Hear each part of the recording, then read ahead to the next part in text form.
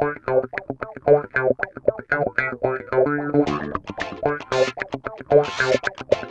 I feel fine. Oh, yes! Got it. Hello, and welcome to Viva La Action, the podcast where we're talking about all things action movies. The good, the bad, and the underrated. My name is Sati, and with me as always, it's the one, the only, the Grayson. Hello, that's me. Hello. We just high-fived. We did. We've never done it that way before, and it just makes sense. It does just make sense. I don't know why I was trying to hold two mics and you clap and all this shit. We just... Yeah, it was less weird and sexual as you holding the mic for me. Yeah. What's good, partner? Oh, nothing. It's snowing. It is. Listen, it's April in New Mexico, which means it's snowing. It is snowing. And it's, that'll be fun for the YouTube audience. I just sipped my coffee on screen. Yeah. Yeah, it's Easter weekend. It is. We're recording this early. Yes. Both early in the day and early in the days. Yes. Because there's Easter tomorrow. I don't think either of us celebrate Easter. Nope. I don't think I've celebrated Easter since I was like 4. Yeah, so it's just I have to visit family, so we're doing this early. But yeah, it's April, whatever the fucking day it is, and it's fucking snowing outside. Yeah. We're supposed to live in the desert. I don't know what the hell's going on. I genuinely don't know. If you live in New Mexico, you understand this. Mm-hmm. If you don't live in New Mexico, you should be rightfully confused. Yes. Yeah. But this happens, I feel like, at least once a year. At least, yeah. It's like we think it's summer finally, and then it snows. Yeah. So yeah. Anyway, that's fun for everyone who doesn't live here. But you know what is fun? What we do on this show. Yeah, it is. Which is we watch a movie every episode. It's always an action movie. Yep. I was gonna say usually an action movie. It's always an action movie. Yeah. That's the point of the show. Yeah.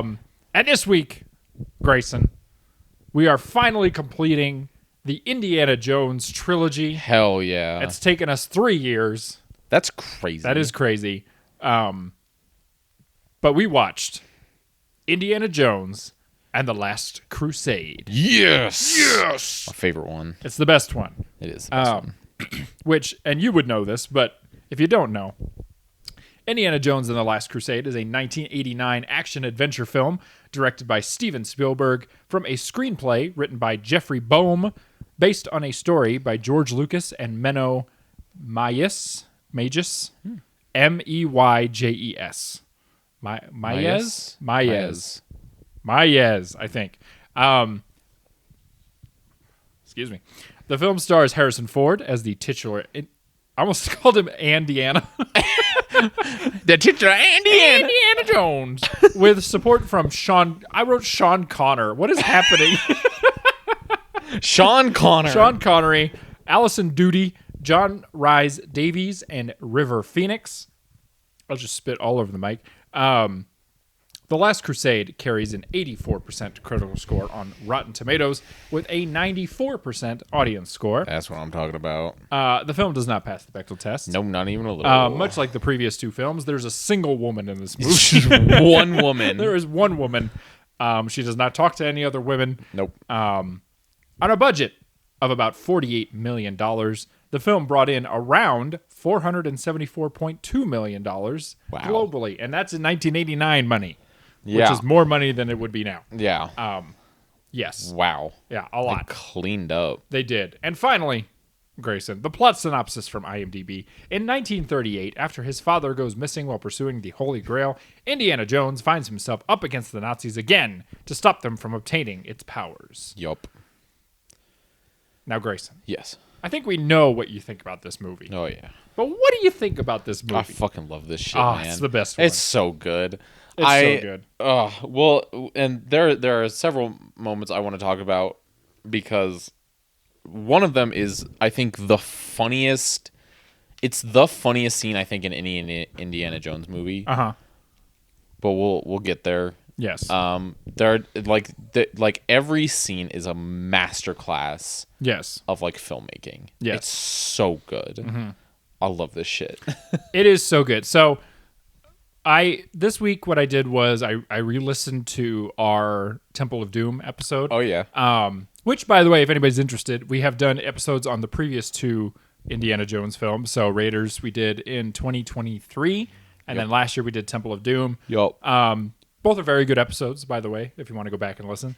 But one thing that I said on that was in my head when I was watching it this time was I talked a lot about how Spielberg like stages action. Yep. Right? And I talked about how in Temple of Doom, he's really good at like making things exciting without making them confusing, right? Yes. He's very good at staging action pieces, right? Yep. And watching this movie, I was thinking about that a lot, and I was just like, man, he's so good. He's fucking so good. Yeah. Like I was thinking about like it. So there's a. Well, I'll talk about it when we do spoilery stuff, but yeah, just incredible. And the humor is the best in this one. Oh yeah. The addition of Sean Connery is brilliant. What a phenomenal actor. What a phenomenal actor, and what a phenomenal choice to take famously like an action star and make him a doddering old man. I love that. Give him a fishing hat and a tweed suit. Yep. And funny little glasses and make him dawdle around Europe. That's incredible. It's so good. There is a dog on your head. Yeah, it's fine. Yes. Sean Connery's amazing in this. Yes, he is wonderful. But yeah, I don't really have much to say before getting into the nitty-gritty of the movie, just other than it's just great. Oh yeah, it's just really good. It's fantastic. It's a fun movie. I would highly recommend anybody watch this. Yeah, if you haven't seen these movies, and I want to say too, right? I was thinking about this too while I watched it. If you're a younger person, right, and you haven't seen movies pre-2000, right, like unless your dad or whoever has shown you these movies, find a movie theater near you that does like marathons or screenings of old movies. And just see if they're showing any of the Indiana Jones movies. Yeah. And watch it like that if you can. Like if you haven't seen it before. Because it's just so timeless. It's so well made for the big screen. It's just, incredible. It's so good. And you don't have to watch these movies. Like, you don't have to watch the first one to watch the third one. There's like no. They're which is what I really love about Indiana Jones is that they're their like own self-contained little stories. Yeah. So yeah, you don't have to watch the first and second one to watch the third one. Just go watch the third one. It's so good. You know what's crazy? Movies used to be like that. Bro, can we do that again? You used to be able to just watch one movie in a series and it made sense. Yeah. Because they realized most people didn't see every movie. Yeah. That's wild. Remember when we used to do that? Yeah, now it's like everything's a fucking sequel. Marvel ruined everything. They literally did. They really did. That's an exaggeration, but also it isn't. Yeah. Yes. Oh, thank you. Fixed his ear. My dog's ear was flipped over. Yep. Okay. Yeah, we both would recommend this, I think. Oh, 100%. Yeah. If you have Disney Plus, they're all on there. Yep. Watch 1 through 3 and then ignore all the other ones. Yep. There's other ones? Yeah, I know, for real. Yes. Okay, let's get into this. Yes, so, let's do it. One thing I wanted to say. So the scene I was talking about earlier, there's the scene where we find out that Henry Jones has been kidnapped, right? And he's being held in this castle in Germany. Yep. And so Indy goes to like rescue him, and there's sort of a, he finds him, and then they both get captured, and then they like break out, right? Yeah. And it kind of all leads to this like motorcycle chase. Yes. And I was watching it, and I was just amazed at how that chase can play out. And there's so many moving parts, but you're never confused about what's happening, right? Yeah. Like there's, guys on motorcycles, and one of them takes this other path to like cut them off, and Henry Jones is in the sidecar, which is incredible. I tell you what, one of the best parts of this movie is just watching Sean Connery in a little hat pop up from places. Yep. Like he's always in a hole, or like in a tank or in a car. Yeah. But yeah, that scene, it just like it goes the length of this road. Yep. And there's so many things happening, but you're never confused. Nope. You always know where everyone is. You always know what's happening, and it's just so thrilling. My dog is attacking you. Come here. Okay. You're interrupting the show. Apologize to the viewers. Thank you. Oh yeah, no, that I love that motorcycle chase. Yes. It's so like tight. Yes. All the action in this is tight. It's so good. None of it feels like bloated. No. You know?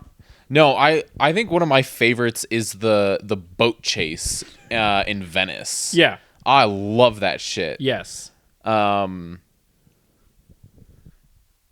my god, the dog is now attacking me. Yeah.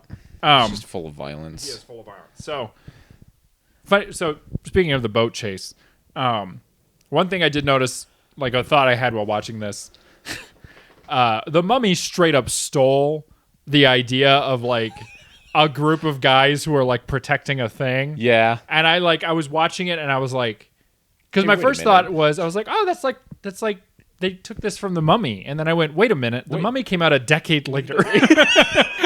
Yup. I was like, no, the Mummy stole this from them. Yeah. Yeah, that's funny because there's like the Order of the Cruciform Sword Or something like that. and they're supposed to be protecting the Holy Grail. I'm like, that's exactly the plot from the Mummy, where there's like an order of guys who are protecting the Mummy's tomb or whatever. Yup. Anyway, just a thing I noticed.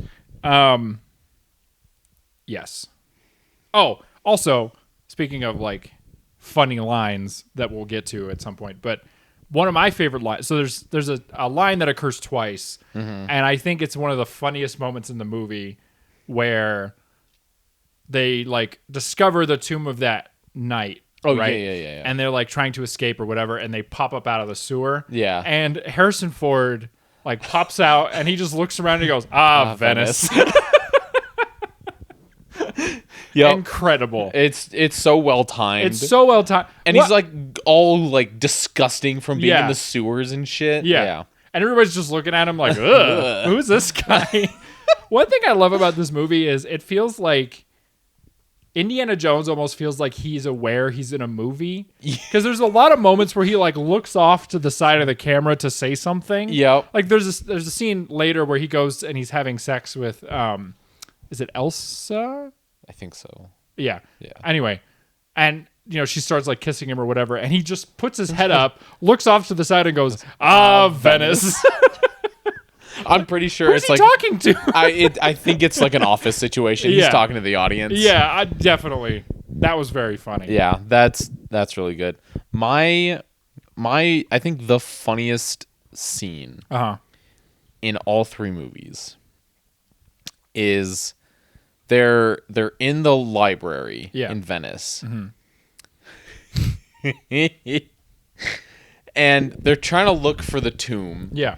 And they're like looking for Roman numerals because they found like they found two of them. It was like 3 and 7, and they're looking for 10. Yeah. And Indy like runs up the stairs because he realizes, and he like points, and there's a big 10 on the ground. Yeah. Right.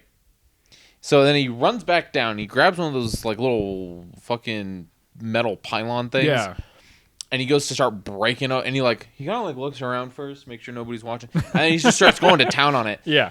Well, before he goes to town on it, we cut to this librarian who's just stamping books. Yes. Right? Yeah. That's all he's doing. He's just stamping books. So then we cut back to Indy.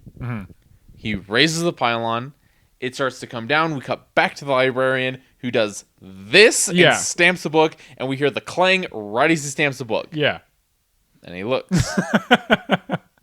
Yes. And then he does it again. Yeah. And right at the same time again, it clangs. The third time it happens, he like looks at the stamp and then just puts it up on top of the book and looks at it. Yeah. Every time that happens, I lose it. It's so funny. It's so like the comedic timing of that entire scene is perfect, and I would do the same shit. Yeah. I would put the stamp up on top of the book and go, how am I going to tell my boss that our stamp is broken? Right. There's so many. This movie, what's great about it, as opposed to the other two, like Raiders and Temple of Doom are both very funny. Yes. But what this movie does better than those two is like the timing of all the jokes. Yes. Like there's a joke later. So So part of so that they bring Marcus with them in this one, right? And you meet Marcus in Raiders. He's like the head of the college or whatever. And he like goes along on the adventure on this one. But they give him the map to how to find the Holy Grail. Yep. And there's a scene where they get kidnapped by the Nazis and they're like, where's the map or whatever? And he's like, it's with Marcus. And they're like, oh, that's fine. We'll find Marcus. Yeah. And Indiana Jones is giving this like Taken style speech where he's like, you'll never find him because he's so good at integrating himself. He speaks 10 different languages and blah, blah, blah. Yeah. And then it hard cuts to Marcus and he's wandering through a market going, does anyone speak English? And people are like offering chickens. Yeah. He's like, no, He's I'm like, okay. no, help me. Yeah. It's so funny. It's so good. And then there's a great bit later where they're getting chased by the Nazis or whatever, and Sala is like, hurry, get in here, find the back door, right? And he gets him in there, and then he shuts the door, and it's like a swastika on it. Yeah. And then he looks back, and he looks back at the thing, and he's like, oh no, and it drives away. It's so funny. Like the comedic timing is so good. Oh, there's another, not to just say all my favorite things that happen, but so because there's like a Zeppelin action scene, and Indy and his dad get on this plane, like a biplane, and there's like a little bit of a plane chase, but there's a moment where they land and they're like running, right? Well, they're in a car, so they're running, they get in a car and they're like driving down the thing, and they're being pursued by a plane. Yep. And there's a moment where they're like, go in, it's a tunnel, so they go in the tunnel, and then the plane like can't get out of the way, so it goes through the tunnel and its wings get sheared off. And there's a moment where it comes flying down the tunnel, and they look to the left, and the pilot's looking down at them. And he just has this look on his face like, you motherfucker. You son of a bitch. Yep. It's so funny. It's so good. Going back to the blimp. Yeah. One of my other favorite is when Indy dresses up as like one of the like stewards or whatever. Yeah. And the like head Nazi guy that's like hunting the Joneses down. Yeah. He like finds Henry, and Indiana shows up behind him. Yeah. And he's like, ticket. And the Nazi guy like turns, realizes it's Indy, and he gets thrown out of the Zeppelin. Yeah. And it causes this whole commotion.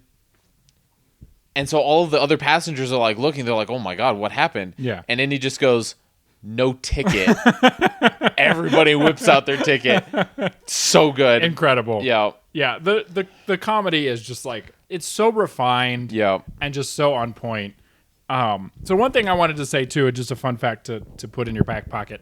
So the Zeppelin stuff, obviously when they're like in the Zeppelin, that's all a set, right? Yeah. So it was built, I believe, in the UK on I don't know if it was Pinewood Studios or one of those. Yeah. And apparently it was so hot on the set that in the scene where you see Indy and Henry like having a conversation and they're like sat at the table, they were wearing shorts the entire time because it was so hot that they just had to have their dogs out. So hell yeah. That's a fun little fact for you. So they're only dressed from the waist up, Yeah. It was like all of us during COVID. Yeah. When we were on our Zoom meetings. Yeah. Not me. I was just naked the whole time. Yeah, that makes sense. Are you aware of some of the initial ideas for The Last Crusade? No. Okay. So I want to go through this because I found this very fun. Okay. So bring it. Okay. So the Indiana Jones movies, we talked about this on the Temple of Doom episode. So they were always kind of intended to be a trilogy, right? Yeah. They didn't really... Like, Spielberg thought that George Lucas had an idea for all three movies. Yeah. And during Temple of Doom, he was like, nah, just kidding. I don't have any ideas. And so that's why they kind of feel like all over the place. But so they always had a plan for a trilogy. And when they were finished with Temple of Doom, Spielberg was like, I want to do something completely different, right? Like, I don't want to go back to Temple of Doom because it was really grim. Like, people didn't like it as much. Yeah. And he wanted to go back to like it being a fun whatever. And so when him and George were like going back through like their new ideas, George Lucas initially suggested like a haunted mansion style Ooh. story where like Indy would go to like this haunted mansion in Scotland, Ooh. and he would discover the Holy Grail, but it was like a pagan thing, and it had like a whatever. Well, initially Spielberg was like, I don't want to do that because like the Holy Grail is very like esoteric is the word he used. He's like, it just doesn't sound very like interesting. Yeah. So he had the idea of like them going to Africa and finding some sort of artifact in Africa. Okay. And Spielberg approached a guy named Chris Columbus, who you're probably familiar with. Chris Columbus, he's like a frequent Spielberg collaborator, but he did Home Alone. He directed Home Alone. Nice. He also directed Gremlins. Ooh.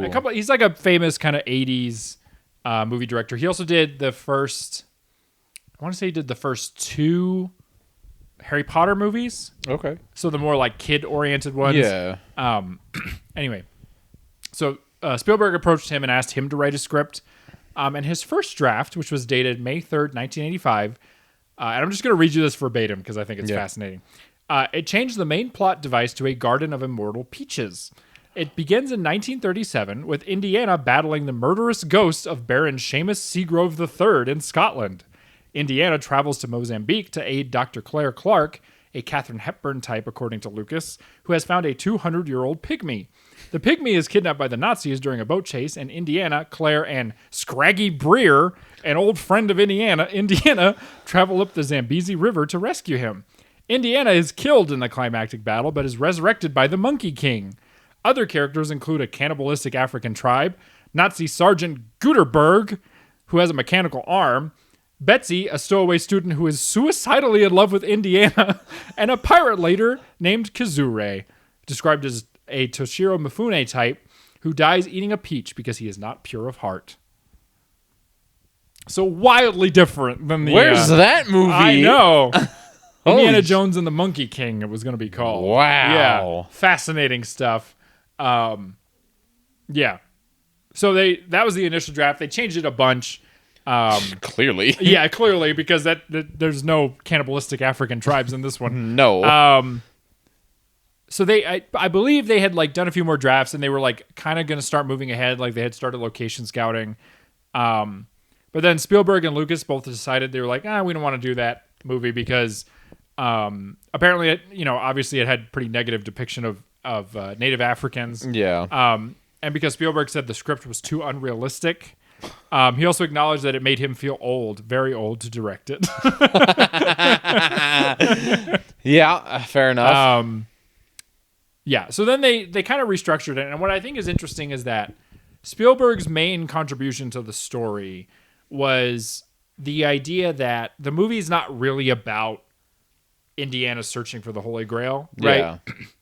It is, but it's more about him searching for his dad, Yes. right? And even once he finds his dad, it's more about their relationship. Yeah. Which I think makes it a better movie, right? Oh, 100%. Because the Holy Grail doesn't really matter, right? No. Like, you see it at the very end, but Yeah. for the most of the movie, it's like, whatever. They could be chasing anything. Yeah. But what's the important thing is, like, their relationship. And their relationship is incredible to witness. Oh, it's fantastic. Well, and, like, why is your dog... He's chewing his whole foot. Hey, you good over there, bud? He's fine. Just ignore him. All right. Well, the movie opens with us seeing young Indy. Yeah. And we get like backstory on like why he's afraid of snakes. Yeah. And we see sort of a glimpse into his relationship with his father at that age, which then sort of leads into his relationship later in life. Right. Which I think is really cool. It's cool, and it is an interesting... I mean, it's one of those things where it's like pretty much every Spielberg movie is about like trying to meet your dad. You know, it's like about like a guy who doesn't have a dad or a guy whose dad isn't very nice. Yeah. Because I think Spielberg had a weird relationship with his own dad. Fair. But you do, because I've seen some people criticize like the beginning part where it's like kind of superfluous to the rest of the movie, right? But there's two things about it. One, every Indiana Jones movie opens cold, right? There's always a cold open to some adventure he's on. Yep. So it works for that reason. And two, it helps establish that relationship, like you said, right? Yep. Like the first time you see Indiana Jones's father, you don't even see his face. You just see like his body. Yeah. You get the introduction of the Holy Grail stuff, but also you see how like kind of cold and like, arm's length that their relationship is. Yeah. And that's important for the rest of the movie because it's about them like becoming father and son for the first time, right? Yeah. Yeah. And I really like the opening. It's fantastic. Young Indiana Jones is played by the late River Phoenix. Oh. So he's Joaquin's brother. Joaquin Phoenix. Okay. Nice. He died. I can't remember the exact date. He died pretty young. He died of an overdose. Sort of a not fun fact, but he actually died outside of the Viper Room, which was a club co-owned by Johnny Depp. Oh. He died while the Hollywood Vampires were performing, which was a band that composed Alice Cooper, Johnny Depp, and a couple other people. Yeah. Wow. Yeah. That's wild. That's some fun. A Flea was there, I believe, as well from the Red Hot Chili Peppers.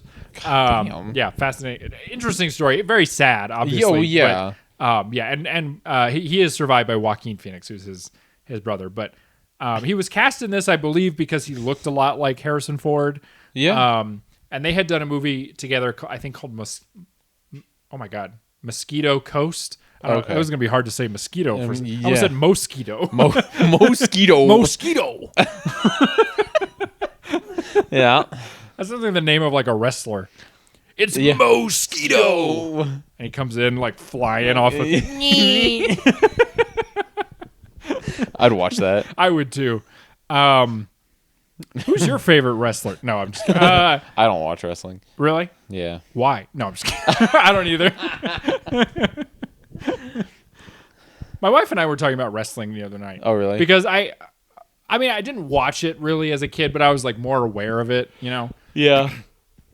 And I was like, "Who's your favorite wrestler?" or whatever. And I was like telling her about whatever. But anyway, there's nothing to that story. It's just something I was thinking about. Yeah. That's what this podcast is. It's just me being like, I was thinking about this the other day. Yeah. It's a stream of consciousness, really. Yeah, really it is. God, I'm horny. No. Got him. Yeah, so him and Harrison Ford were on a movie called Mosquito Coast together. Yep. And River Phoenix in the behind the scenes was telling the story about how he would spend a lot of time, because he plays his son in that movie. So they had a lot of scenes together. And he said whenever Harrison Ford's back was turned, he would like do like a little impression of him, like for the cast and crew to like make them laugh. And so Harrison Ford took notice and was like, he's like actually really good at like, he looks like me and he's got a lot of my mannerisms down. Like he'd be perfect for this role. And so they cast him in it. And he is really good. Oh, he's as great. Like he really looks like him. And he's got the like scruffled eyebrow thing that Harrison Ford does down. Yeah. And like he's got his like speech pattern. Yes. Like perfect. Yes, he does. It's like the tempo and the spacing is so good. Yes. Yeah. He's great at it. Fantastic casting. Oh, one thing. So, IMDb. Correct. The Internet Movie Database. Yes. One of my favorite things about IMDb is how anybody can put anything on there, right? And they don't have to cite it.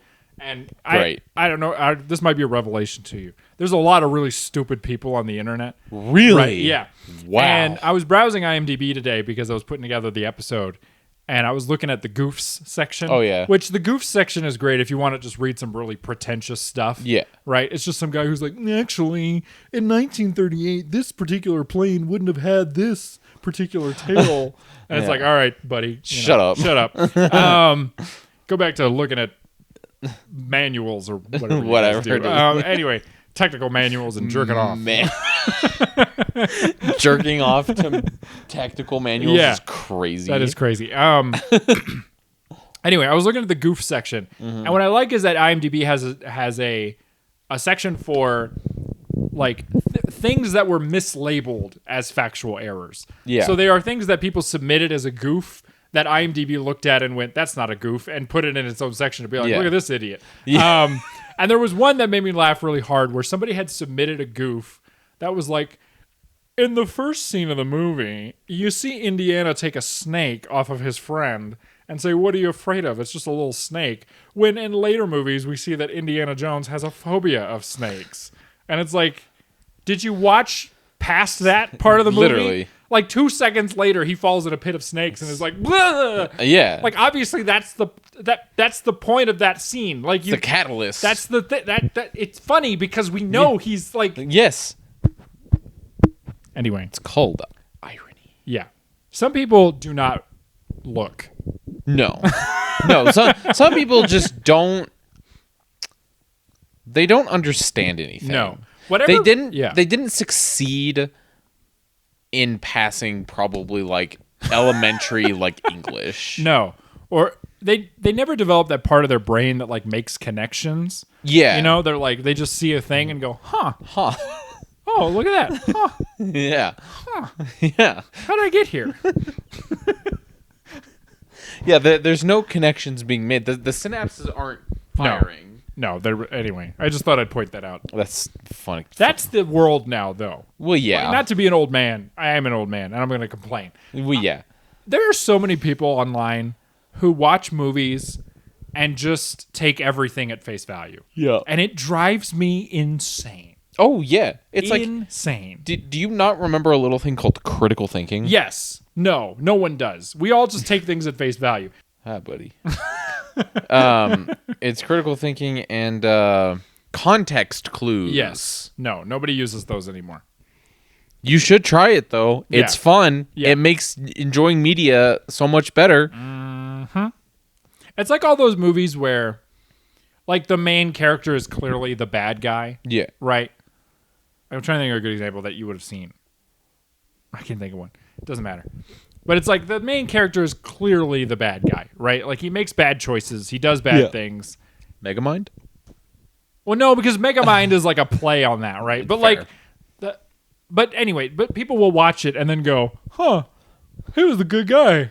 I like that guy. He's the good guy." And it's like no. just because he's the main character doesn't mean he's you should root for him. Right. Like, that's not. The term protagonist does not mean he's the good guy. Yes. Protagonist just means he's the main character. Yeah, he just means it's from his perspective. Yes, it's his, and the antagonist is the struggling force that the protagonist has to overcome. Yes. Which means the antagonist could be the good guy. Yeah. Protagonist and antagonist do not mean good and bad. Right. They just mean main character and the thing that the main character is trying to overcome. Right. Yes.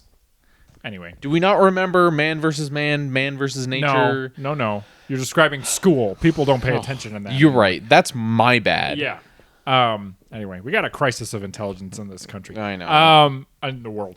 Yeah. Anyway, I'm going to cut all that out because it makes me sound like a grouchy old man. I am a grouchy old man. Keep it in. Fuck them kids. Yeah, fuck them kids. I was whining to my wife this morning about...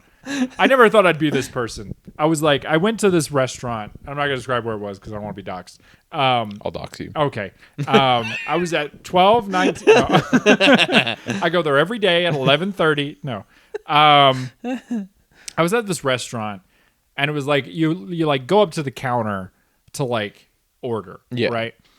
And like, look, I get it. I work in customer service, right? Yes. I just want to be clear about that. I work in retail, which is like, the customer service. Food service is at the bottom, and then one above that is retail, right? Yeah. So I'm in the trenches with you guys.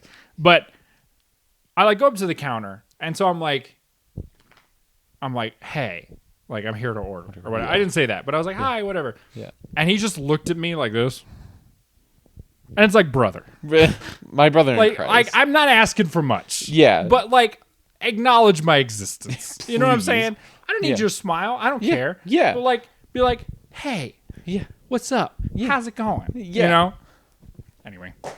Just because you don't owe the world any, like, don't get me wrong. I get it, right? Like, the world sucks. Everything sucks. Whatever. Yeah. And you don't technically, you don't owe the world anything. But like, if you want the world to be a nice place, you have to be nice. You also have to be nice. Yeah. Like, you have to contribute to that. Yeah. You don't get to reap the benefits of a nice world without also being nice. Yeah. That's ridiculous. It doesn't make any sense. Anyway, I'm getting grouchy. That's fair. I just feel like if you want people to be nice to you, you should also be nice. Yeah, it's almost like there was a thing that we talked about in elementary school called the Golden Rule. Yeah. Where what is it called? Treat others how you want to be treated. Yeah. If you treat me like a bitch, I'm gonna treat you like a bitch. Yeah, exactly. That's it. But if you treat me kindly, I will treat you kindly. Yes, I agree. It's just that it's one of those things where it's like you can't expect empathy for yourself while you are being apathetic to everybody else. Literally. Right? Like we can't. It's like the whole like joke about like how are you going to start a socialist coalition if you can't even talk to your neighbors? Right? Like, literally. Yeah. That's the point of anyway. Just be nice. Yeah. I don't care if you give me outstanding customer service. That doesn't matter to me. Yeah. But like say hello. Like look at me. Yeah. You could be the most like distant motherfucker as I'm ordering my food. Yeah. But if you do it and it's correct and we don't have any issues, I don't care. Yeah. Don't look at me with disdain, I guess is what I'm saying. Yeah, don't like when I walk up and I'm like, "Hi." Don't like look at me and like with like disgust. Right. Like, motherfucker, you work here. I'm a customer. Yeah. Like, you're paid to like help me. I know Right. I know you're paid like shit, and Yeah. I'm sorry about that. Yeah. But I'm doing everything in my power to like be the most efficient customer. Right. Because I hate me too. Yeah. I also hate that I'm here. Yeah, I know. I don't want to be here. Right. Unfortunately, it's the world we live in. Yeah. And I would like my sandwich. Can I have it, please? Like, and I'm such a like genuine. Again, this is gonna make me sound like a grouchy old man, but I really am. Like, I always am as polite as I can possibly be. I'm as efficient as I'm. Like, I know what I want. I'm not gonna be like, I don't know what it's good. I'm just like, I order, I walk away, I say thank you, I tip, whatever, and that's it. But And like literally, if I'm still trying to decide, I will let other motherfuckers go in front of me. Yeah, I don't know. So that they can order and I'm not holding up a line. Yeah, right. I'm just like, don't be rude. I don't. Yeah, anyway. it's. We got Anyway, Indiana Jones. Indiana Jones. got off on a rant. I love the tangents we go on. They're so fun. Yeah, but I mean that's part of the part of the point of a podcast, right? If you just want efficient facts, right? Like, just go on Wikipedia and just read. Go the watch page. a TED Talk. Yeah, watch a documentary. Like, Anyway, I've seen that criticism sometimes where people are like, you ramble too much on this podcast. I'm like, well then, go listen to something else. Go listen to if you just want a summary of the movie, just go read IMDb. Yeah, that's the whole point. Yeah, we're not gonna just like go scene by scene. Yeah, and then we're gonna talk about shit. Yeah. Which by the way, I wanted to say, we got a very nice message on TikTok the other day. Somebody said that they really liked our videos. So, thank you to Tarnished on TikTok. Thanks, Tarnished. Appreciate it. That was very sweet. Yeah. They also let me know that I had accidentally turned the comments off on TikTok, and I don't know I don't know why that happened. Nice. I genuinely don't know. I didn't turn that off. It just TikTok did that on its own. Good work. So you can comment now. Yay. Anyway, yes. Anyway, yes, Indiana Jones. What? And also, okay, I love this movie because I love watching Nazis get the shit beat out of them. Oh, it's so cathartic. It is. If it were not for the laws of this land, oh boy. Whew. Yep. Yeah, it's some good shit. Like watching that dude get thrown out of the Zeppelin. Oh man, that was good. And here's the thing, right? I forgot to write this quote down, so I'm going to try and find it, see if it's on IMDb. There was a very poignant quote. Yeah. And I'm not pointing at anybody in particular. I'm just saying, if you got some sort of Nazi affiliation, this felt very reminiscent. Yeah. I just opened up the goof section again. That was a goof in and of itself. Nice. Oh my God, we're goof on goof in here. Oh. Did you know? Where's the quote thing? IMDb is such a confusing website. Maybe I know the quote. I've watched this movie so many times.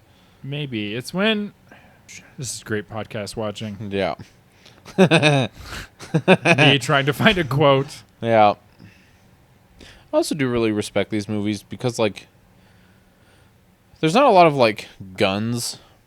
Like, there's that one scene where they're, like, in the desert with, like, the tank. Also, that tank... The whole, like, situation with the tank was very funny. Mm-hmm. I also love that Marcus and Henry Sr. have like a secret handshake. Yes. Oh Yeah, my I love God. that. Every time they do it, it's just like so good. Yes. But yeah, the tank was ridiculous. That was the other really funny part was when Indy goes off the edge, or almost goes off the edge, and like Marcus, Henry Sr. and what's his name? The big guy. Sala. Yeah. They're like all looking over the edge, and like Indy pulls himself up, and he like looks over the edge, and he's like, "Yup, whew, dodged a bullet on that one." And like Henry's like, he like looks at him, and he's like, "Okay, whatever." Wait a minute, what? Yeah. that was also very funny. I love that. I love that in comedy, like the look back. Yeah, oh, so good. It's perfect. Okay, I found the quote.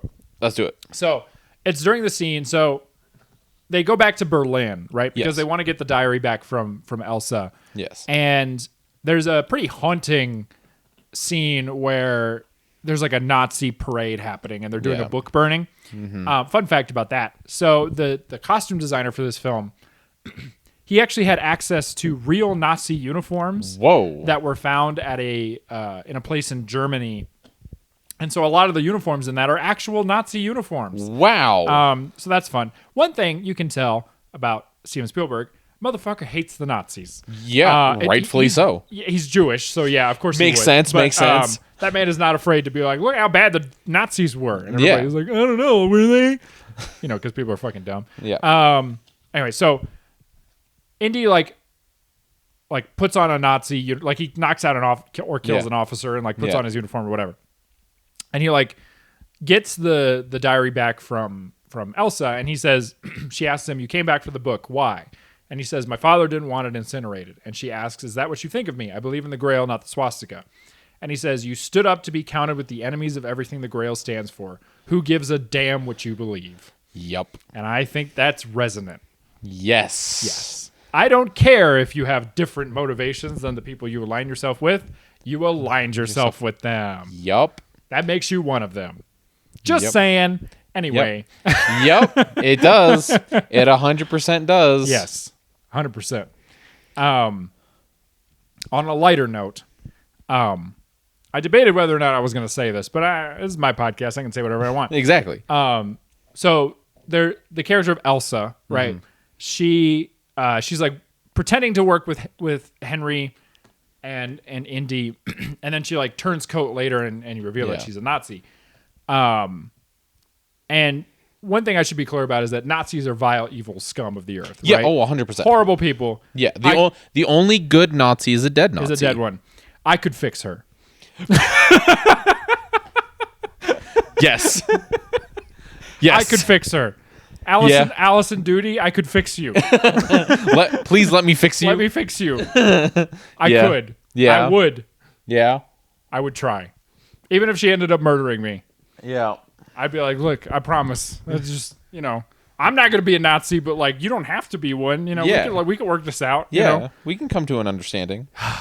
Oh, I just remembered a fun fact. So, fun facts. There's 2 actors. Well, technically 3. But there's 2 actors in this movie that have been in multiple things we've watched. Oh. And one of them is Sean Connery. Yes. Right? Because we watched Dr. No. Yes. 2 years ago. But there is actually a second one. Oh. Do you know who it is? Besides Harrison Ford. Well, right. I have 2 guesses. Okay. One, is it the guy at the very beginning that's like the head of the when we see young Indy, it's the guy in the head. Is it that guy? No. Is it the guy that Indiana beats up on the boat? I don't think so. No. Okay, because he looked familiar, but I guess not. So then, no, I have no idea. It's Elsa. Is it? Yes, and I didn't know this. So she's in Triple R. What? Yes, she's the wife of the villain guy You know, he's like, Holy what's shit. his name? He just passed away recently. I can't remember his name. Yeah, she doesn't do a lot. Like, she's mostly just standing, but she's the one at the very beginning who's like, bring me that girl. I want that girl in my house or whatever. That's Alison Doody. Yeah. Whoa. Yep.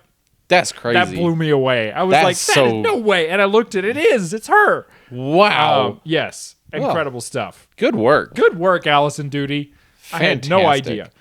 Very cool. So, that brings it all the way back to episode 1, which is crazy. December 2022. Go listen to it.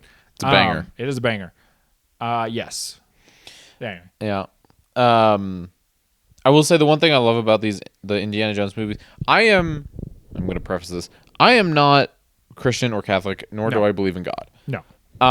I love this like Holy Grail shit. Yes. Yeah. I think it's very cool. It is. Like the 3 trials that he's got to go through, very cool. Yes. Very, very like trying to like, you know, the first one, penitent man, you know, Yes. humble before God. He kneels before God. That was such a cool, like, little riddle, right? Name of God, right? In the original Hebrew, Jehovah, and you have to spell it with an I because, you know, J is an I in the Hebrew alphabet. Also, if you haven't, like, listened to the Hebrew language spoken, go do that. It's gorgeous. Yeah. I love that shit. And then the third one, the leap of faith. That shit, every time I see that, I am like blown away by the editing. Yeah. Because it's so good. Yeah. That bridge is like, they do such a good job of like camouflaging it. Yeah. And I love that they kind of like pan a little bit so you can see the bridge, and then they pan back. Yeah. So that it disappears again. Yeah. So cool. So I had a fact about that I wrote down. So, so it was created with a model bridge and painted backgrounds. Nice. And it wasn't a full size set, Yeah. right? Because it was cheaper that way. Yeah. But actually they used a puppet of Harrison Ford to create the shadow, right? Oh. So like when you see him on the bridge and there's like a shadow or whatever, that's actually a puppet that they used to make that. Interesting. Because he actually shot the scene on blue screen. Since the scale wouldn't have matched up, right? Yeah. So he shot his scene where he's like doing whatever against a blue screen. They cut him out and just like scaled him down and put him on the bridge. And then the bridge itself was like a model. But they were like, well, if we do that, you don't get a shadow. Yeah. And so they just made a little puppet of Harrison Ford and like, you know, walked it over the thing. It created a shadow. Yeah. Bro. Seamless. I miss practical effects. I know. Incredible stuff. Fuck CGI. Yes. Bring back practical effects because we don't do, like, no one thinks to just do a puppet anymore. They go, we'll just model the fucking shadow and call it a day. Yeah. That's the thing, right? Is that, because I want to be, one thing I feel like I do is I hate CGI or whatever. Mm-hmm. And I don't. What I hate is that as visual effects have gotten better. Yeah. Filmmakers have stopped needing workarounds for limitations. Yeah. And what has happened is that it's created a lot of laziness in the studio films, right? Where they go, oh, we don't need to think about this because we can just change it later, right? We don't need to reshoot this because we'll just add it in later. Yes. We don't need to build a model for this because we'll just add it in later, right? And the reason so many movies look like shit is because a studio will like shoot something and then they're like, I don't like that. Just change it, right? And just change the background or whatever. And so whatever it was that they had originally planned becomes changed. They don't have time to change the shadows and the lighting and whatever. They just have to get it out. And it looks like crap. Whereas back in the day, like with this movie, because visual effects, you know, digital effects were so limited, everything else had to be thought about, scaled, you know, whatever. And you had to find workarounds for things, right? Like, that's a perfect example.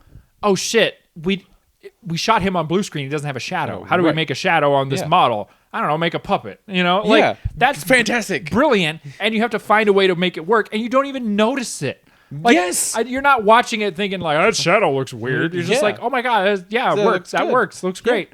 like there's some special effects in this that are a little wonky, right? Yeah. Like the Zeppelin stuff looks a little funny nowadays, but who cares? Like, Yeah. you're not even thinking about it because like the rest of it looks so good. Yeah. I don't know. Yeah. Well, and even like that final scene. First of all, another very funny moment where the guy that hires Indy to go find his dad or whatever hires Donovan. When Indy gets to the final room with the knight, Donovan is like looking for what he thinks is the Holy Grail. Yeah. And Elsa like is like, oh, let me choose.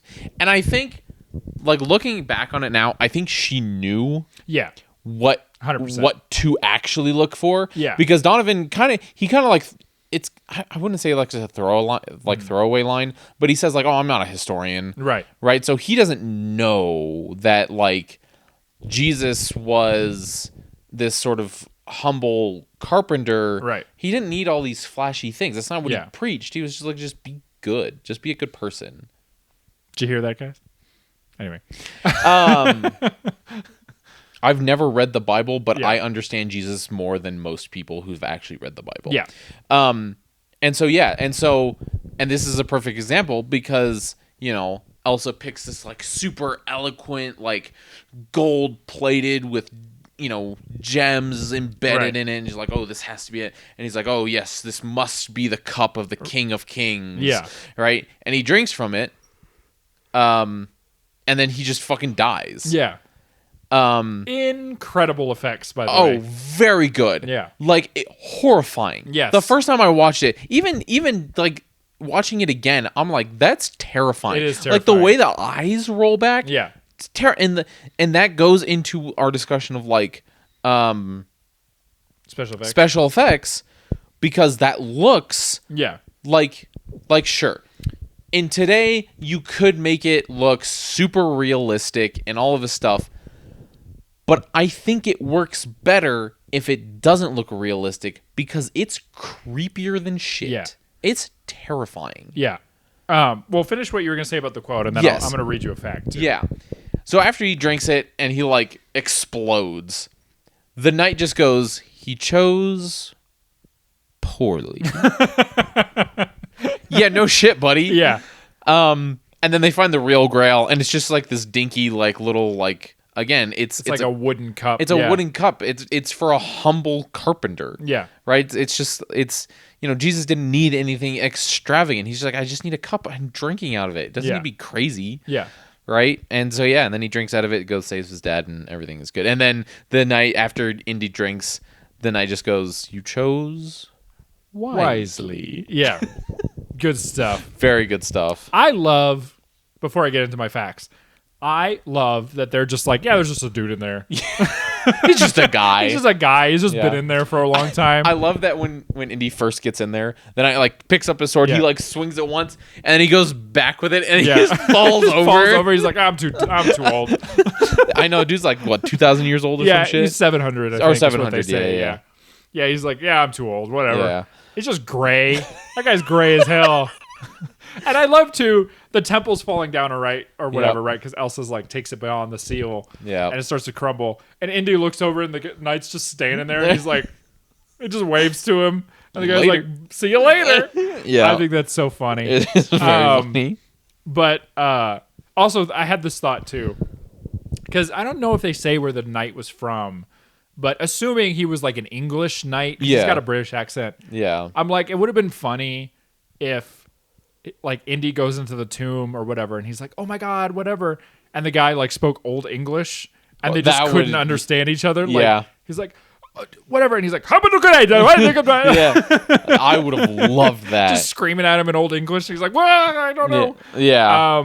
Anyway, I think Indy would have probably understood. He probably would have understood, yeah. But for us, we'd be like, "Huh? What the fuck?" Because he's even reading like an old Bible, and it's like clearly in Old English. So, I don't know. I just thought that was funny. Yeah, I think they should have done that. How many times do you think you read that one book? Oh god, that was probably I don't know. He's like 700th read through. Probably. He probably reads it once a year. He's like, God damn, I'm sick of this book. I wish they'd give me something else. I wish they'd give me like porn or something. Yeah, he's like, shit. Give Give me a Playboy or being in something. this cave. Yeah. Why did I do this? It goes out. He's like, I can't remember where the bridge is. Yeah. Whatever. Whatever. Okay, so I got two things. Yes. So, we were talking about when he's like decomposing or whatever. Yeah.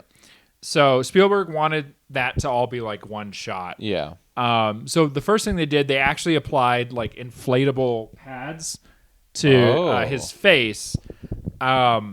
So when you see that initial decomposition and it looks like his eyes are sinking in. Yeah. That's actually just they're inflating right here, and they've got it covered with makeup, right? So that's fun. That's cool. Then for the rest of it, what they did was, well, they also had a mechanical wig. So when you see from the back where it's like his hair is growing, that's just, they're like, cranking whatever, and it's just coming out. That's cool. I think that's a lot of fun. But then for the rest of it, it was the first all digital composite scene ever done on film. Ooh. And it was created over 3 months by morphing together 3 different puppets. Wow. So they had like one puppet that they decomposed to a certain whatever. Yeah. And then, another and another. They photographed all of them, and then they did like digital morphing to make it like all come together. That's so cool. And so, and it was actually something that they had kind of, there's this movie called Willow, which is another like Lucasfilm production, and they had kind of mastered it on that. I also read that, so when his like skeleton explodes, that was like a, obviously like a model that they made, and they had to shoot it like 5 different times because every time they'd like throw it against the wall, it just like was not exploding, the proper way. But then my other thing, and I just, this is the kind of shit that like wakes me up in the morning. I love an effect that is so simple, but like you don't notice it unless you're thinking about it. Yeah. And there's a scene where it's right after that. They come out of the thing with the Holy Grail, and they're going to save Henry Sr., and they pour the water on his wound, and it sizzles. And I was like, thinking about it, I'm like, I bet that was like practical, right? Like, I mean, obviously it was, but and it's so simple. It's just they sprinkled some baking soda on him and poured vinegar on it, and it's like that's so fucking I love that. Yeah. No, that's like, again, brilliant. It's just brilliant. It's so good. It's so simple. It's so like, of course, like, duh. Obviously, yeah. You're right. God, that just makes me so like. Yeah. I was erect when I read that. I was so excited. Yeah. I'm like that. Of course. Yes. Because I had the thought, I was like, well, maybe it's like hydrogen peroxide, right? Right. Like when you pour hydrogen peroxide on wounds and certain materials, it fizzles. So I was like, maybe it was that. Yeah. But it's like, no. Yeah, it's just baking soda and vinegar. That's so brilliant. I don't know. Anyway, yeah. God, we used to make like good movies. We used to make movies. We used to be a country. We used to make like art. Yeah. Bro. Fuck. What was I going to say? It's just a good movie. It is. Do you ever have a moment? I had this today. Because we haven't watched any bad movies in a while, but like last time we watched, The Forbidden Kingdom, which was okay. Yeah. Before that, I can't remember what we watched before that. Kill Bill. And both of those in a row, they were good or they were okay, but they weren't like. And I'm sitting here watching this yesterday, and I was like, this might be the best movie ever made. You're so right, though. I'm like, this movie's so good. It's so amazing. It's so good to just watch a good movie sometimes. Yeah. Just like sitting there and basking in it. Yeah. I'm just like, this might be the best movie ever made. I don't know. Yeah. One other little stunt that I really like, and I'm going to bring up the Mythbusters. I always bring up the Mythbusters on this show, is the bike chase where Indy puts the flagpole. Yeah. First of all, great stunt. Yeah. It's cool. Yeah. Right? Flipping a bike, cool as shit. Yeah. Seeing a dead Nazi, even better. Even better. Perfect. Right? The Mythbusters tried to do that. Yeah. Does not work. No. I would be shocked. Yeah. Does not work. But the cool thing that they did is they recreated it. Oh. Because I think they contacted somebody with Lucasfilms, or they just watched that scene closely to see what what they did to make the bike flip like that. Right. And yeah, there's like if you watch the scene close enough, there's a small little explosion that goes off. Yeah.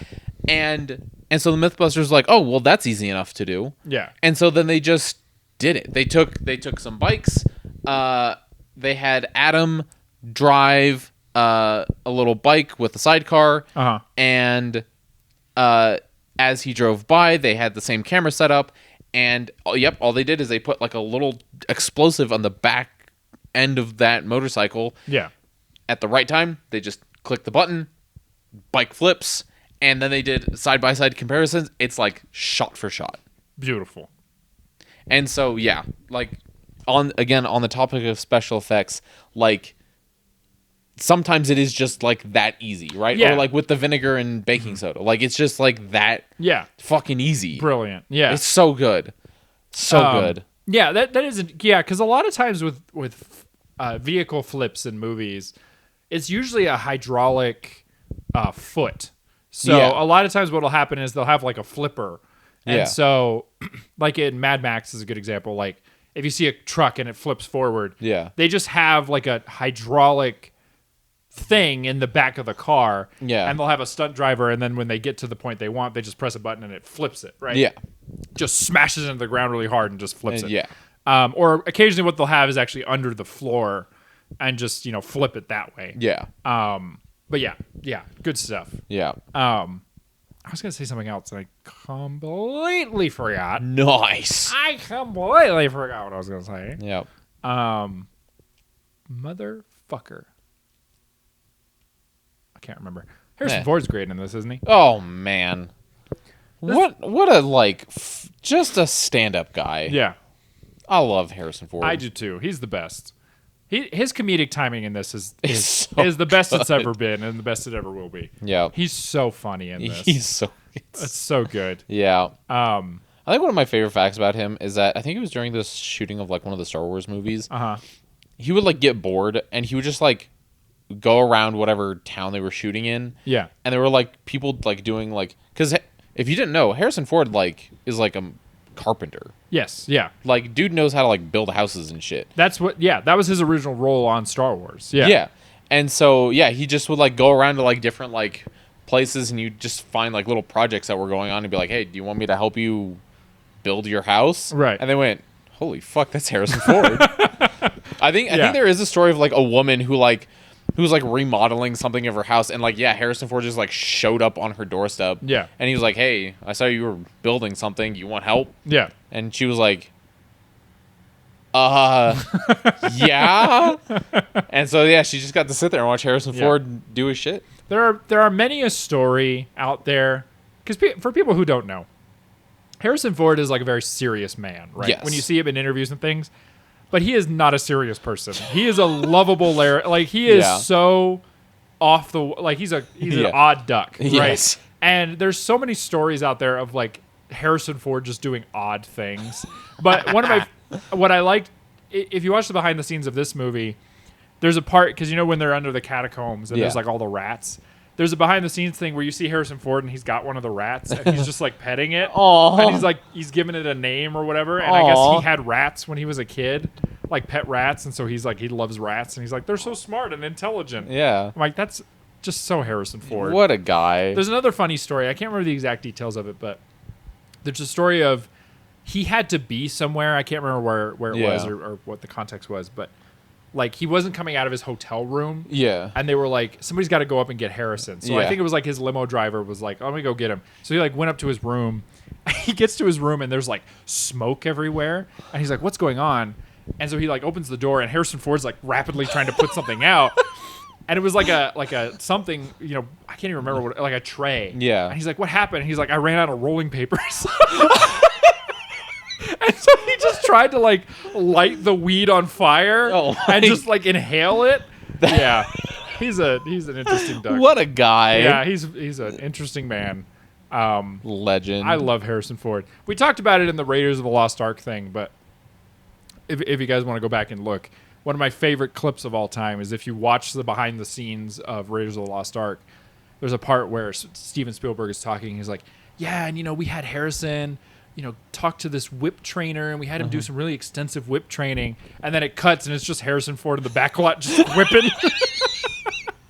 He's just like got no shirt on. He's just whipping. He's just like, whipping, yeah. It's very funny. That's very good. Yeah. I love it was like some award show that it was the actor who played shortstop in Temple of Doom. Short round. But short round. Or short round. Shortstop. He was a baseball player. I loved like every like little bit of like footage they got of those two interacting. Yeah. Oh my god. Ki Kwan. Yeah, it was adorable. Yes. He's the best. Yeah.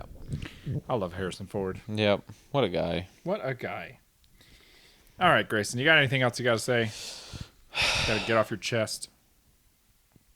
Just go watch this movie. Go watch it. It's such a good. It's every 3 years. Yeah. When I get to watch this movie for my birthday, I just get so happy. I know. It's the best. Oh, one thing I did want to say. Sorry, going back to. I had one more fact I wanted to share. Oh yes. So the tank.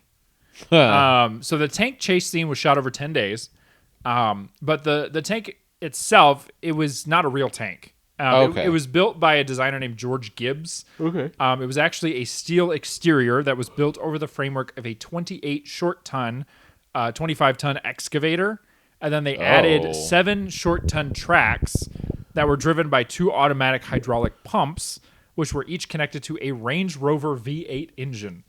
So it's kind of like 3 separate pieces like put together. Yeah. But one thing I thought was funny was just reading about like how fucking broken this thing. Yeah. So the tank broke down twice. Classic. The distributor's rotor arm broke, and a replacement had to be sourced from Madrid. So I think they were shooting in Jordan. Or Almeria, one of those. It was like a Middle Eastern country. Yeah. After that, 2 of the device's valves used to cool the oil exploded, and due to solder melting and mixing with the oil, it was very hot in the tank. Yeah. Despite the installation of 10 fans. Holy shit. And the lack of suspension meant the driver was unable to stop shaking during filming breaks. So he was driving this tank, and he'd come out of the tank, and he's still just like... Yeah. Holy fuck. Because the tank was just on the ground rumbling. And so he's just rumbling the whole time, which I just thought was very funny. Oh, that's so good. It also could only drive up to 12 miles an hour. That makes sense. Which is very, like, and Vic Armstrong, he's Indiana Jones's. Harrison Ford's. Fords? Oh, my God. Oh, boy. I've been up for a long time. Harrison Ford's longtime stunt double. Gotcha. He said it made it very difficult to film Indiana riding a horse because the horse was a lot faster than the tank. Damn, imagine getting outpaced by a fucking horse. Which, to be fair, it never looks that way. The tank does look like it's moving very fast. Yeah, it looks like it's booking, but you would never know that it's at a jog, basically. Yeah. Yeah. That's so funny. Yes. Anyway, that's pretty much all I got. Yeah. I love you, Last Crusade. Me too. And everybody say goodbye to Indiana Jones because it's the last one we're going to cover. Yep. Unless we get desperate. Yeah, unless we get very desperate and we need a bad movie to watch, then, and then we got 4 locked and loaded. Oh, boy. Yeah. I don't want to. I also don't want to. All right, Grayson, we'll make this easy. What would you rate this movie out of 10? I think I got to give this a 10. I also have to give it a 10. Bro. I've given 2 10s, and they've both been Indiana Jones. Yeah. It's just beautiful. It's so again, so it's like a 2-hour movie. Yeah. But it's like a tight 2 hours. It is. It really is. It's so good. You will not notice the length at all. It's trimmed. It's got that nice 6-pack. Yes. Oh. Yes. It's God. This is a 10 out of 10 movie. I agree. Also, you will not notice the length at all is something women say to me. Way. It's because I have a small dick. No. I'm cutting that out. No, I'm not. Whatever. Yes, 10 out of 10. 10 out of 10. It's just perfect. It's so good. I wouldn't cut anything from this movie. No, literally. Like, there's nothing to trim or cut or change. No. It just makes me feel like a gleeful little child. Yeah. I love this movie. It's so good. I love it. I got nothing critical to say. I like it from top to bottom. Yep. I'd watch it again right now. Oh, also, we didn't even talk about the fucking goat. The composer for the music. Oh, John Williams. John Williams. Again, knocked it out of the fucking park. Yeah, it goes without saying. He's brilliant. The music, like Indiana Jones theme song, all of the other additional music that's put into this. John Williams, he died, right? No, he's still alive. He's still alive? Okay, he's just not making. He's just like 1,000 years old. Yeah. You absolute legend. Yes. Fantastic work as always. I love him. Yeah. I love John Williams. Yeah. I'm going to kiss him on the mouth. I'm going to kiss him on the mouth with the tongue. Oh, boy. We love you, John Williams. We do. But he kind of almost goes without saying. It's like if he's in the movie, you know it's going to be good. It's just going to be a banger. Like, he's the best part of the prequels. Like, he's literally. Just, yeah. His score is the best part of those movies. Yeah. Yes. Yeah. Anyway, that's all I got. Yep. Oh, no, it's not. I had one more thing to say. I know I'm going to go back slightly. This movie was shot in New Mexico, part of it. Way! Not all of it, just like a tiny little bit. Just a little bit. That part where they're on the train, that was shot in Chama. Oh, very nice. Yes, and on the historic Pecos Railroad. Very nice. Which you can still go to if there you go. Curious.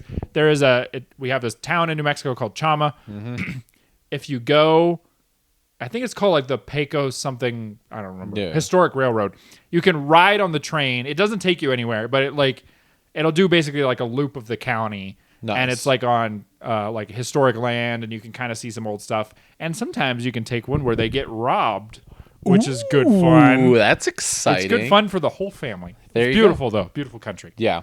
Yeah. If you're in the US and you haven't been in Mexico, come out. There's a reason it's called the Land of Enchantment. Yes. We have some of the most gorgeous scenery out here. Yes. Don't go to the east. It's basically just Texas. Basically. And it's really boring. Yeah. But go everywhere else. Yeah. Carlsbad is fun. Yes. Go to like Gallup. Yes. Super cool. Yes. Come to Albuquerque. Yes. Listen here, you motherfuckers. Yeah. Listen. We have the best food in the country. Goddamn right. It's not even a fucking goddamn contest. Right. No. We got the best food. Yes. It's so good. Yeah. I agree. We do. I mean, and you know what too? We don't just have like good local cuisine. Yeah. If you go like Albuquerque's not a big city, right? No. There's like it's like 500,000 people, something like that. Yeah. You can get any cuisine you want. Oh yeah. Vietnamese, Chinese, Japanese, Thai. We got Indian. We got Brazilian. That's like bomb as fuck. Yeah. I work next to a Peruvian place. Oh. Like we have Peruvian. That's crazy. Yeah. Yeah. I love this. I love this city. I love this city. I love this state. I love it. I don't care if it's hot. Come visit. Also, I occasionally will peruse. Albuquerque has a subreddit. Yeah. Yes, it does.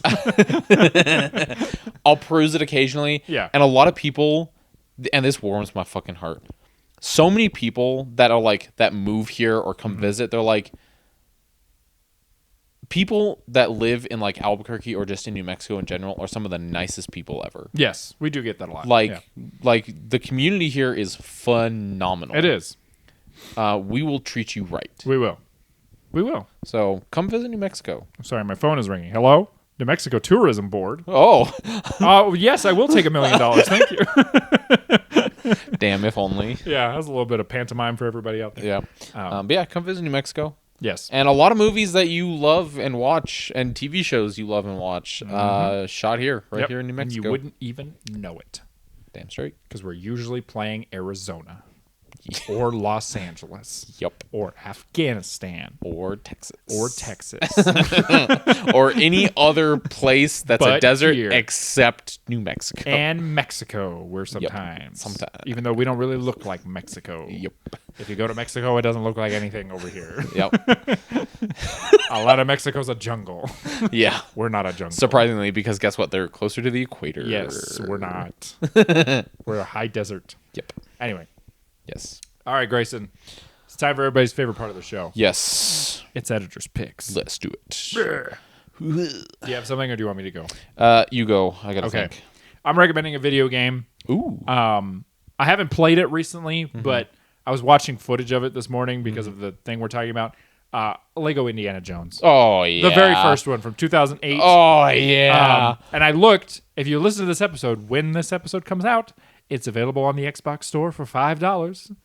Go get it. Go get it. Go get it. Don't play the second one. Play the first one. Second one's not as good. Yeah. The first one is brilliant, and I'll tell you why. The first Lego Indiana Jones game has the best puzzles in any Lego game, period. 100%. Because it's like, it does the Lego game thing where it like kind of condenses the movies or whatever, but just the individual puzzles are so good. Like I was watching, which by the way, this has never happened to me before. I was watching like a Let's Play of like the first one, and I don't like listening to Let's Plays with commentary because I find it really irritating. But I was also finding it irritating how this man was playing the game. And like it very rarely happens to me because people are better at video games than me. Yeah.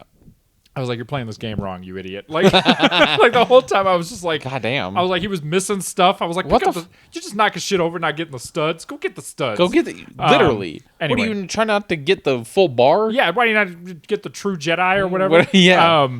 Anyway, I'm also thinking about Lego games because my wife and I have been working our way through the Lego Star Wars, the Skywalker saga or whatever. Oh, hell yeah. And let me just say, it's not as good. No. It's not as good as the old Lego games. No, it's like okay, like the complete saga that I used to play on the Wii. Yeah. Oh my god. That's just the GOAT. And I'll tell you 2 reasons why. Okay, not to get into this too hard, but 1, the dialogue should default to the grunting. Yes. Okay. I should have to turn on the actual... That's right. The voice acting should be optional. Yes. I don't want it. I want the grunting. Yeah. And 2, it feels like they really dumb down the puzzles. And that really bothers me. And they hold your hand through everything. Yeah. And that really bothers me. Yeah. I liked it back in the day when you would just stare at something for 20 minutes trying to figure it the fuck out. And you're like, this is a kid's game. Why am I confused?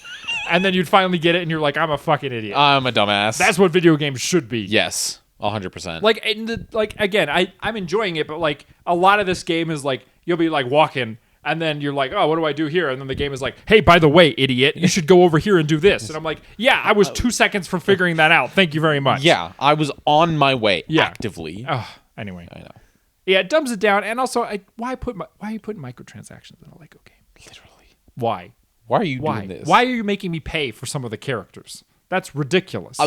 Make me, first of all, I should be able to go look up on some sketchy ass website all the cheat codes. Yes. All the cheat codes to get me like times a billion coins or whatever. And then I work for that shit. That's right. Yes. I should have to work for it. Don't make me pay you money. Yeah. I remember, back in the day, right? Again, I'm going to call this episode Indiana Jones and the 2 old men who whine all the time. Yeah. Anyway, I remember back in the Force Unleashed. Yeah. The video game. Yeah. I remember getting that on my PS2, and I remember I beat the game, and then I was like really frustrated because I was like, I want all the skins, right? I want them all, but you have to like play the game again. So I went online and I found a cheat code, and I just unlocked all the skins. Fuck yeah! You can't do that now. You have to like pay. Yeah. Or you got to like play the game 50 times. No. Where's my cheat codes? No. Video games should not be work. No. That's all I'm saying. They should be fun. They should be fun. Damn it. Yes, they should be fun. They should be fun. That's been my big issue with video games as of late, is like, so many video games are no longer like, hey, turn it on. It's a game. You play it, and then you put it away. It's like, hey, turn it on. Go to work. Yeah. You know what I'm saying? It's like, fucking, don't forget to eat. I have to eat in real life. Why do I have to eat on a game? Yes. Oh, if I turn on a video game and it's like, you have to sleep, I turn it off. I don't ever touch it ever again. Red Dead Redemption 2, I'm never going to play that game. Yeah. Because it was like, I was like playing it, I'm like, all right, I'm a cowboy, I got a gun, I'm having fun. Woo, yeah. And then it's like, don't forget to drink water. And I'm like, fucking god damn it. Drink, what are you talking about? No! I don't wanna. No! I have enough trouble doing that in real life as it is. I was so mad. I literally went 4 days accidentally without drinking water, and then I on the 5th day I had a raging headache. I believe it. And I was like, why does my head hurt so bad? And then I was like, yeah, I haven't been drinking water. Yeah. So I've been drinking like a lot of water. So don't make me try to do it in a video game. I hate that. I'm not going to remember. I hate it. My character's going to die. God. Or it used to be like you'd play a game, right? And then you'd get to the end of the game and the game would be like, here's everything. Yes. Here's all the guns. Yep. Here's all the skins, whatever. Yep. Now you play a game, you finish the game, and it's like, play it again. Do it. Play it again harder. Harder. And give me $10. Or I'll beat your fucking ass. Literally. Yes. I don't want to play it again. Like you buy Call of Duty, and then it's like, give me $60 more a month to get a skin. A cosmetic. Brother, what? Anyway. I already gave you $70 for the game. Video games are busted now. Yeah. Anyway. That's my last thing I'm going to complain about. That's fair. I loved the old complete like Lego Star Wars saga because once you finished, then there was just like a bunch of other crap that you could do and run around and fuck around with. Yeah. Like you remember there's that like it was like a Lego town that you could go and just like you could like summon a TIE fighter and just destroy a town. Yeah. It was fantastic. Awesome. Because so good. The Lego Star Wars games got worse when you didn't start at the cantina. Right? Literally. Like that was the thing is you started in the cantina and then you went into the separate rooms to do the separate episodes. Yes. And you'd like and the other thing that I don't like about this one is I don't like that like some of the levels you have like a hub world. And it's like it's like walk around this giant fucking map to do these vague ass puzzles that they walk your like hold your hand through. Yeah. And then it's like now go do the mission. And it's like I'm exhausted. I just did 50 things. I know. I remember when Lego games didn't have side quests. Yes. Yeah. It was just like do chapter 1 of episode 1. Yeah. Do chapter 2 of episode 1. Also, why does it have third-person cover combat? What is up with that? That doesn't make any sense. Why is it like it starts you and you're like Chewbacca with your back against the wall? Yeah. I'm like, I'm just going to go smack him. That's the whole point of a Lego game. The whole point. And I can parry for some reason. Brother, no. No. I did not Absolutely. pull all that out. Anyway. What do you recommend this week? I am going to recommend... I will also recommend a video game. I'm going to recommend Jedi Last Survivor. Oh, okay. It's the second installment of the... right? Just Jedi Survivor. Jedi Survivor. It's... What's the first one? It's the... Motherfucking... Can't remember. It's the motherfucking Cal Kestis and Cal friends. Kestis, yeah.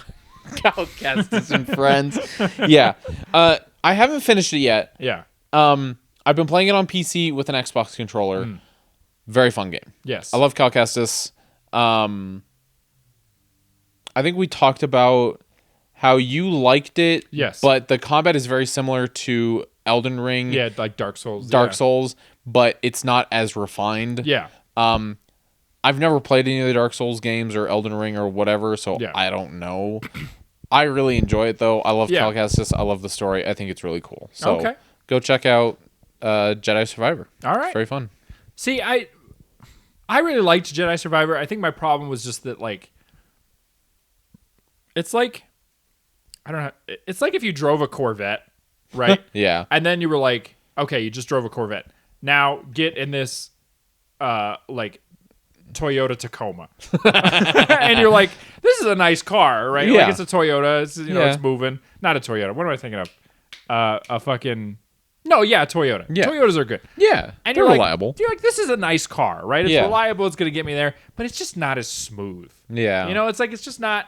I got so used to the smooth, you know, the turn and radius and the whatever. And it's not humming the same way. Yeah. That's kind of what it felt like. I was like, I need to drive a couple more Tacomas for a little bit and then I'll come back to it. But like, yeah. Because the problem was that like in Elden Ring and Dark Souls and everything, it's so precise, right? It's so like, if you don't parry at exactly the right moment, you know, you get flung off the thing or whatever. Yeah. And it's like, you get really used to that. And in Jedi Survivor, it was kind of loosey-goosey, where it's like, you got about like a 3-second window where you can parry and you'll be fine, you know? Yeah. And then the Force stuff just kind of muddled it too. Yeah. Because it's like, I could parry you or I could just throw you off a mountain. And it's like... Yeah. That is true. And then I don't know. But I do like it. I will come back to it at some point. Yeah. But yeah. So, yeah. Jedi Survivor. Yes. Go out and go play the first one. Yeah. Whatever it's called. Whatever it is. What is that fucking game called? Star Wars... Jedi... It's not Jedi Knight. That's a different thing. Jedi... No. Jedi... It's not Jedi Outcast. That's a different thing, too. It's... The final Jedi. Jedi's up your ass. Jedi... Jedi, Jedu, Jedus. Fallen Order. Fallen Order, yes. Fucking goddamn it. I sure remembered because the order fell. Yeah. Anyway, that's it. Yep. That's all I got. Go home. Go Get home, outta here. everybody. Get the fuck out of here. I got nothing else to say to you. Yeah, I got nothing. Go to your room. You're grounded. You're grounded. Grayson, take us out of here. You can find us on socials. TikTok, Instagram, Facebook. You're probably watching on YouTube. Yes. If you're not watching on YouTube, you're listening on podcast things like Podbean, Spotify, Apple Pod, or whatever it is. Apple Podcast, yeah. Yeah. I wish it was called Apple Pod. That would be better. Yeah. You can, depending on what platform you're on, you can either give us 5 stars, and give us like a little rating. Yep. Or you can, do the whole like, comment, subscribe, engage with the algorithm if you're on an algorithm-based website. Yes. Appease the algorithmic overlords. Yes. We have an email. Viva La Action. Oh, and we're like Viva La Action everywhere. Everywhere. Yep. Got the email. We got the little Google form you can fill out to give us suggestions. Yes. You can also comment on various things to give us suggestions. It's got to be an action movie. Yeah. Give us some money. Oh, yeah. We have a Ko-fi, whatever, Yeah. coffee, whatever the fuck it's called. Coffee, yeah. You are not obligated by any means. No. But if you just wanted to like slide $1 our way, Yeah. we'd be grateful. If you want to be like that guy at a restaurant who's like, I know you need a reservation, but my wife and I are here, and you Yeah. like slide it. Be that guy. Give it to me. Yeah. To us. To us. I Yeah. will share it with Grayson. Yeah. Like we said last episode, we both have jobs, so we don't need... I don't need your money. Yeah, we don't need your money. But if you do like the show and you want to support us financially, by all means. We don't make any money off of YouTube. No. Or any of the other platforms. We really don't. Yeah. Like, we don't run ads. We don't do any of that shit. Mainly because I hate ads. I despise them. Every time I see an ad for something, I'm like, I'm never buying that product. Yeah. My God. Yeah, here's a message to all you companies out there. Yeah. Stop running ads. They suck. Because my thing is this, too, right? Like, I always get suspicious of a company that runs an ad on YouTube. Because I'm like, why are you doing this on YouTube? Right. Right? Like, what's wrong with your company? You know? Yeah, that you haven't been running an ad on Yeah, YouTube. why are you running this through Mr. Beast or whatever? Right? Yeah. Like, I don't think he does ads anymore. But, anyway. Yes. Yeah. Anyway, you can support us. You don't have to. No. I don't care. Do whatever you want. It's your money. Yeah, it's your money. Do whatever you want with it. Yeah. Check us out on all the things. Engage, comment, talk with us. Yeah, send us a message. Yeah. You can email us. You can send us a message on TikTok or Instagram. Genuinely, if you send it, I think I said this last time too. If you send us an email, I will just respond to you. Yeah, we'll respond. I respond to every comment, by the way. There you go. On YouTube, on TikTok. Speaking of which, we got a comment this week that I thought was very funny. Somebody, because I made that TikTok about the Lost Kingdom. Yeah. It was about we were talking about how Old Man Hop gets shot, and then we're like, how did he survive? He's old man or whatever. And somebody commented on TikTok, and they were like, Old Man Hop was Wukong the whole time. I was like, I don't think he was. I'm like, I'm pretty sure that was not the case. Yeah. But, nice try. It was good. Yeah. But I could be wrong. But yeah. I'm not. I'm not wrong. He was not. Very clearly not that. But you know what? That's okay. I appreciated the comment anyway. Yeah. Yes. Anyway, thanks for listening. Yep. You'll find me floating through space, the final frontier, and you'll find Grayson chugging Swamp water. I think you did that already. Did I? Did I say that I was chugging I swamp think you've water? chugged swamp water before. All right, I'm chugging something else. Come. No. Sorry. Whoa. Damn. That came out of nowhere. Yeah, I know. Came out of nowhere? Sorry. Hey. Anyway. Um. How about chum? Chug and chum. Chug and chum. That's kind Trying of to catch a shark, but Yep. Grayson got hungry. Yep. Um, So I started just eating the chum. Eating the chum. Anyway, Yep. thanks right. for listening. We'll talk to you next time. Adios.